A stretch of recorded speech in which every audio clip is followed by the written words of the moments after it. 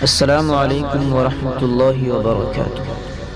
پیارے ساتھیوں، اسلامی معلومات کے بہترین سلسلہ کے ساتھ آپ کے سامنے حاضر خدمت ہوں۔ امید ہے کہ آپ کو یہ معلومات پسند آئے گی۔ سب سے پہلے نماز فجر حضرت آدم علیہ السلام نے ادا کی۔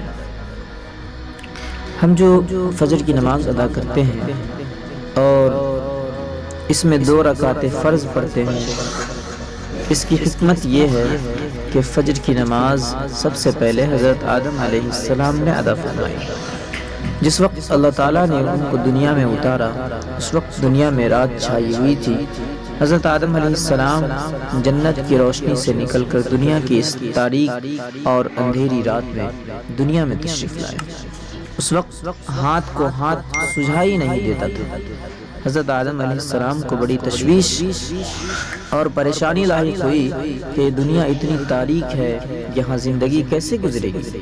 نہ کوئی چیز نظر آتی ہے، نہ جگہ سمجھ میں آتی ہے کہ کہاں ہیں اور کہاں جائیں، ہر طرف اندھیرا ہی اندھیرا ہے۔ چنانچہ خوف محسوس ہونے لگا۔ اس کے بعد آہستہ آہستہ روشنی ہونے لگی اور صبح کا نور چمکنے لگا۔ صبح صادق ظاہر ہوئی تو حضرت آدم علیہ السلام کی جان میں جان آئی۔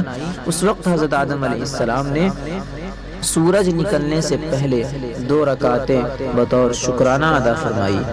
1 رکعت رات کی تاریکی جانے کے شکرانہ میں ادا فرمائی اور 1 رکعت دن کی روشنی نمودار ہونے کے شکرانے میں ادا فرمائی۔ یہ 2 رکعتیں اللہ تعالیٰ کو اتنی پسند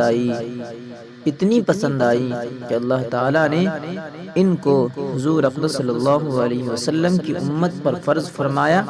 اس سے اندازہ لگائیں کہ یہ فجر کی نماز کتنی اہم ہے۔